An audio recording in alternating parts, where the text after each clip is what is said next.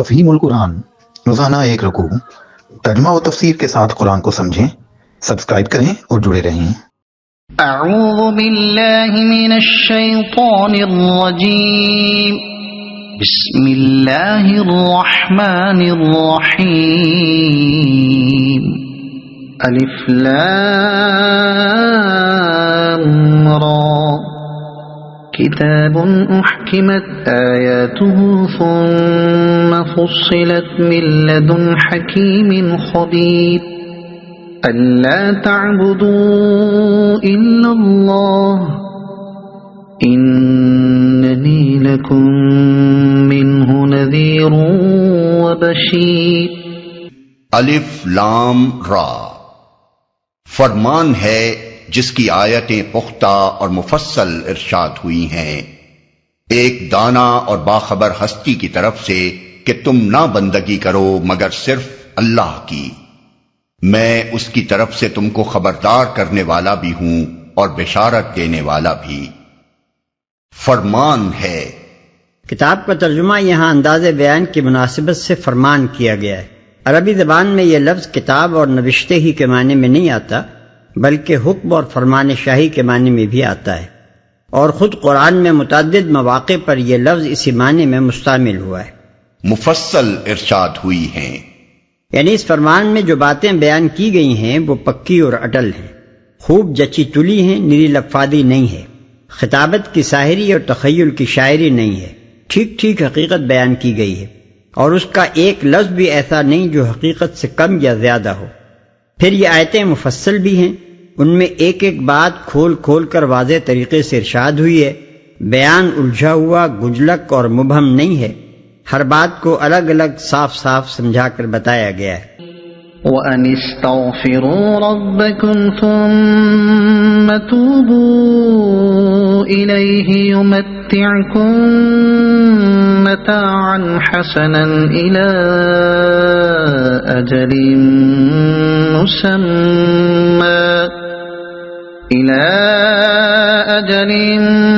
مُّسَمًّى وَيُؤْتِ كُلَّ ذِي فَضْلٍ فَضْلَهُ وَإِن تَوَلَّوْا فَإِنِّي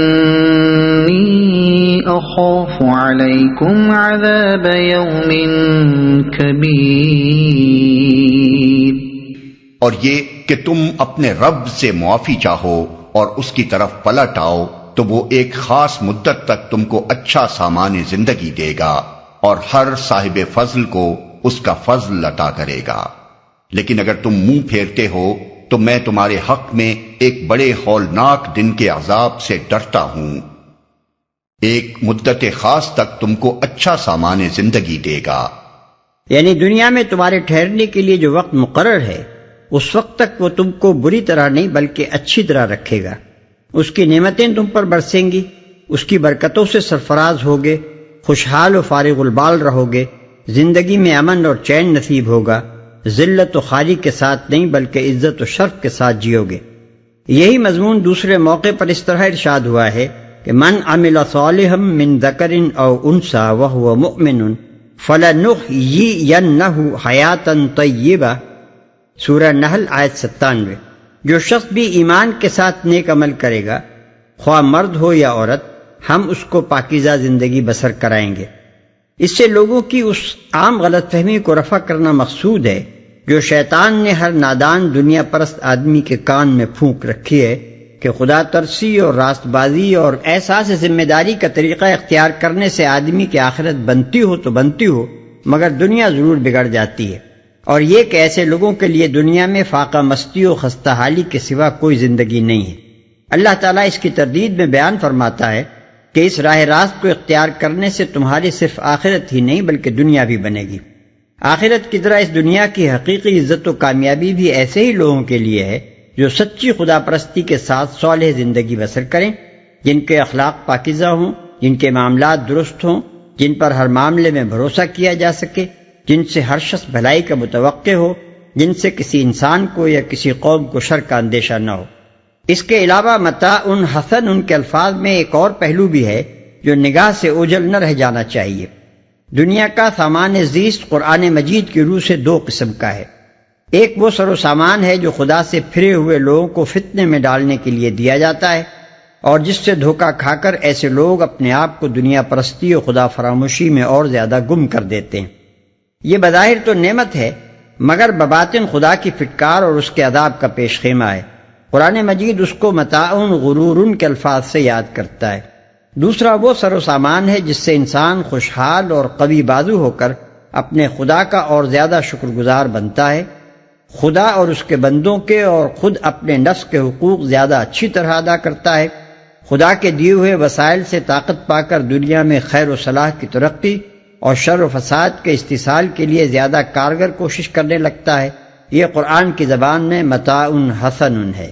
یعنی ایسا اچھا سامان زندگی جو محض عیش دنیا ہی پر ختم نہیں ہو جاتا بلکہ نتیجے میں عیش آخرت کا بھی ذریعہ بنتا ہے۔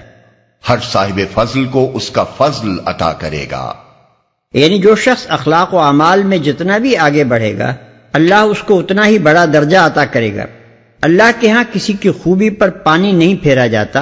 اس کے ہاں جس طرح برائی کی قدر نہیں ہے اسی طرح بھلائی کی ناقدری بھی نہیں ہے۔ اس کی سلطنت کا دستور یہ نہیں ہے کہ اسپِ تازی شدہ مجروح بزیر پانا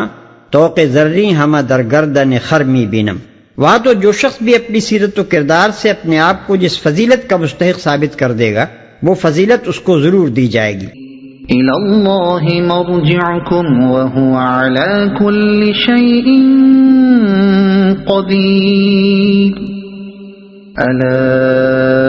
إِنَّهُمْ يَثْنُونَ صُدُورَهُمْ لِيَسْتَخْفُوا مِنْهُ أَلَا حِينَ يَسْتَغْشُونَ ثِيَابَهُمْ يَعْلَمُ مَا يُسِرُّونَ وَمَا يُعْلِنُونَ إِنَّهُ عَلِيمٌ بِذَاتِ الصُّدُورِ۔ تم سب کو اللہ کی طرف پلٹنا ہے اور وہ سب کچھ کر سکتا ہے۔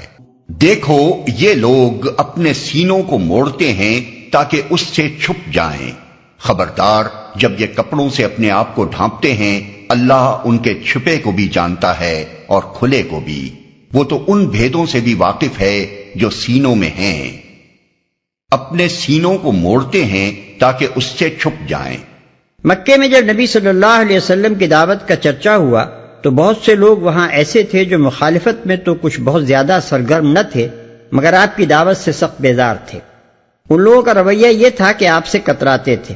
آپ کی کسی بات کو سننے کے لیے تیار نہ تھے، کہیں آپ کو بیٹھے دیکھتے تو الٹے پاؤں پھر جاتے، دور سے آپ کو آتے دیکھ لیتے تو رخ بدل دیتے یا کپڑے کی اوٹ میں منہ چھپا لیتے تاکہ آمنا سامنا نہ ہو جائے اور آپ انہیں مخاطب کر کے کچھ اپنی باتیں نہ کہنے لگیں۔ اسی قسم کے لوگوں کی طرف یہاں اشارہ کیا گیا ہے کہ یہ لوگ حق کا سامنا کرنے سے گھبراتے ہیں اور شتر مرغ کی طرح منہ چھپا کر سمجھتے ہیں کہ وہ حقیقت ہی غائب ہو گئی جس سے انہوں نے منہ چھپایا ہے، حالانکہ حقیقت اپنی جگہ موجود ہے اور وہ یہ بھی دیکھ رہی ہے کہ یہ بے وقوف اس سے بچنے کے لیے منہ چھپائے بیٹھے ہیں۔ وَمَا مِن دَابَّةٍ فِي الْأَرْضِ إِلَّا عَلَى اللَّهِ رِزْقُهَا وَيَعْلَمُ مُسْتَقَرَّهَا وَمُسْتَوْدَعَهَا كُلٌّ فِي كِتَابٍ مُبِينٍ۔ زمین میں چلنے والا کوئی جاندار ایسا نہیں ہے جس کا رزق اللہ کے ذمے نہ ہو اور جس کے متعلق وہ نہ جانتا ہو کہ کہاں وہ رہتا ہے اور کہاں وہ سونپا جاتا ہے۔ سب کچھ ایک صاف دفتر میں درج ہے، کہاں وہ سونپا جاتا ہے۔ یعنی جس خدا کے علم کا حال یہ ہے کہ ایک ایک چڑیا کا گھونسلہ اور ایک ایک کیڑے کا بل اس کو معلوم ہے اور وہ اسی کی جگہ پر اس کو سامان زیست پہنچا رہا ہے، اور جس کو ہر آن اس کی خبر ہے کہ کون سا جاندار کہاں رہتا ہے اور کہاں اپنی جان جان آفرین کے سپرد کر دیتا ہے، اس کے متعلق اگر تم یہ گمان کرتے ہو کہ اس طرح منہ چھپا چھپا کر یا کانوں میں انگلیاں ٹھوس کر یا آنکھوں پر پردہ ڈال کر تم اس کی پکڑ سے بچ جاؤ گے تو سخت نادان ہو۔ دائی حق سے تم نے منہ چھپا بھی لیا تو آخر اس کا حاصل کیا ہے؟ کیا خدا سے بھی تم چھپ گئے؟ کیا خدا یہ نہیں دیکھ رہا ہے کہ ایک شخص تمہیں امر حق سے آگاہ کرنے میں لگا ہوا ہے اور تم یہ کوشش کر رہے ہو کہ کسی طرح اس کی کوئی بات تمہارے کان میں نہ پڑنے پائے۔ وَهُوَ الَّذِي خَلَقَ السَّمَاوَاتِ وَالْأَرْضَ فِي 6 أَيَّامٍ وَكَانَ عَرْشُهُ عَلَى الْمَاءِ لِيَبْلُوَكُمْ أَيُّكُمْ أَحْسَنُ عَمَلًا وَلَئِن قُلْتَ إِنَّكُمْ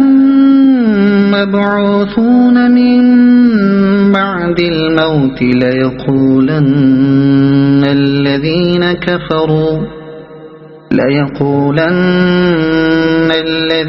كَفَرُوا إِنْ هَذَا إِلَّا سِحْرٌ مُبِينٌ۔ اور وہی ہے جس نے آسمانوں اور زمین کو 6 دنوں میں پیدا کیا، جبکہ اس سے پہلے اس کا عرش پانی پر تھا، تاکہ تم کو آزما کر دیکھے تم میں کون بہتر عمل کرنے والا ہے۔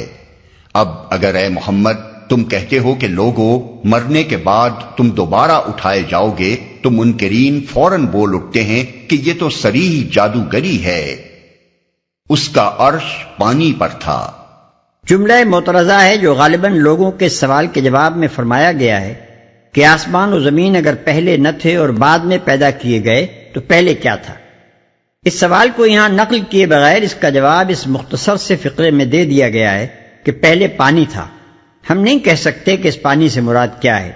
یہی پانی جسے ہم اس نام سے جانتے ہیں، یا یہ لفظ محض استعارے کے طور پر مادے کی اس مائع یعنی فلوئڈ حالت کے لیے استعمال کیا گیا ہے جو موجودہ صورت میں ڈھالے جانے سے پہلے تھی۔ رہا یہ ارشاد کہ خدا کا عرش پہلے پانی پر تھا، تو اس کا مفہوم ہماری سمجھ میں یہ آتا ہے کہ خدا کی سلطنت پانی پر تھی۔ تم میں سے کون بہتر عمل کرنے والا ہے؟